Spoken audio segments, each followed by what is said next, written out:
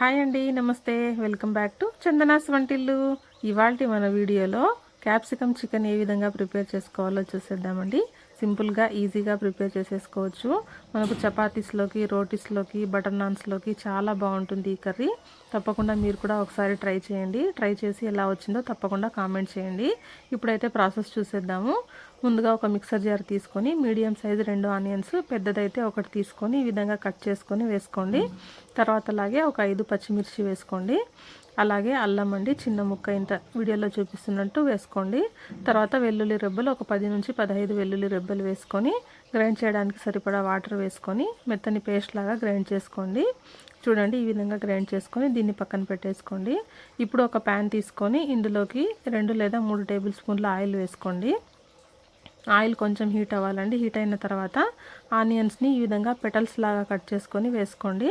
అలాగే క్యాప్సికమ్ని కూడా ఈ విధంగా క్యూబ్స్ లాగా కట్ చేసుకొని వేసుకోండి. వీటిని కాసేపు ఆయిల్లో బాగా ఫ్రై చేసుకోండి.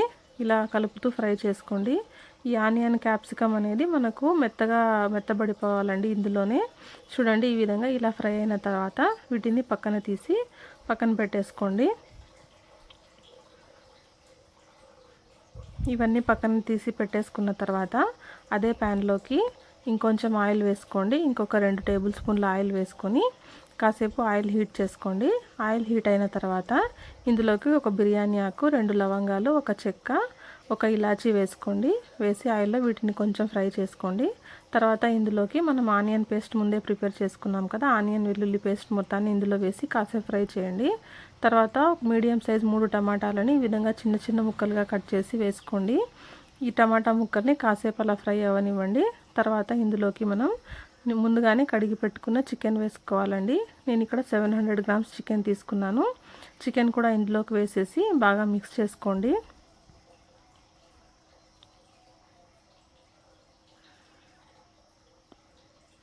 మొత్తం గ్రేవీ మొత్తం చికెన్ ముక్కలన్నిటికీ పట్టేలాగా ఈ విధంగా కలిపేసిన తర్వాత ఇందులోకి కొంచెం పసుపు వేసుకోండి.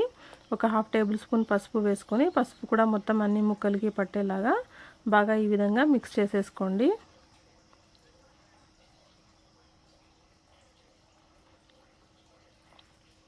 ఇలా మిక్స్ చేసుకున్న తర్వాత మూత పెట్టేసేసుకొని కాసేపు చికెన్ని బాగా ఉడకనివ్వండి. చూడండి, ఇలా చికెన్లో నుంచి మనకు వాటర్ రిలీజ్ అవుతుంది. అలా వాటర్ రిలీజ్ అయ్యి చికెన్ బాగా కుక్ అయ్యేంత వరకు ఇలాగే మధ్య మధ్యలో కలుపుతూ కాసేపు బాగా కుక్ చేసుకోండి.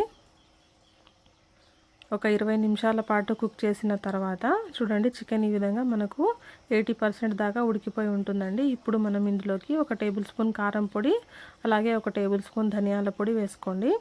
అలాగే రుచికి సరిపడా సాల్ట్ వేసుకోండి. అలాగే ఒక టేబుల్ స్పూన్ చికెన్ మసాలా వేసుకోండి. ఈ పౌడర్స్ అన్నీ వేసిన తర్వాత ఇది కర్రీలో మొత్తం అంతా కలిసే విధంగా బాగా మిక్స్ చేసేసుకోండి.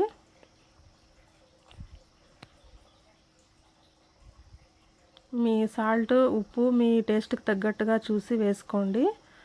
తర్వాత చికెన్ మనకు 90% ఉడికిన తర్వాత ఇలా టమాటా ముక్కల్ని పెద్ద పెద్ద ముక్కలుగా కట్ చేసుకొని వేసేసుకోండి. మనకు ఇక్కడ చికెన్ దాదాపు 90% ఉడికిపోయి ఉండాలండి.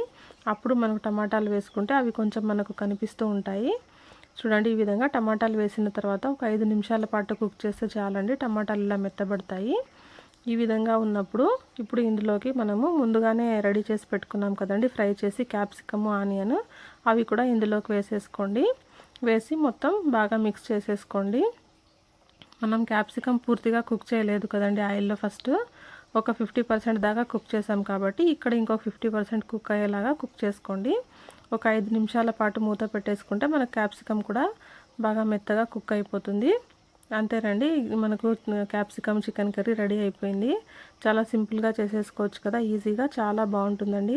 చపాతీస్లోకి, రోటీస్లోకి, బటర్ నాన్స్లోకి చాలా బాగుంటుంది. రైస్లోకి కూడా బాగుంటుందండి. తప్పకుండా మీరు కూడా ఒకసారి ట్రై చేయండి. ట్రై చేసి ఎలా వచ్చిందో కామెంట్ చేయండి. ఈ వీడియో మీకు నచ్చినట్లయితే లైక్ చేయండి, షేర్ చేయండి అండ్ సబ్స్క్రైబ్ చేయండి. Thank you for watching.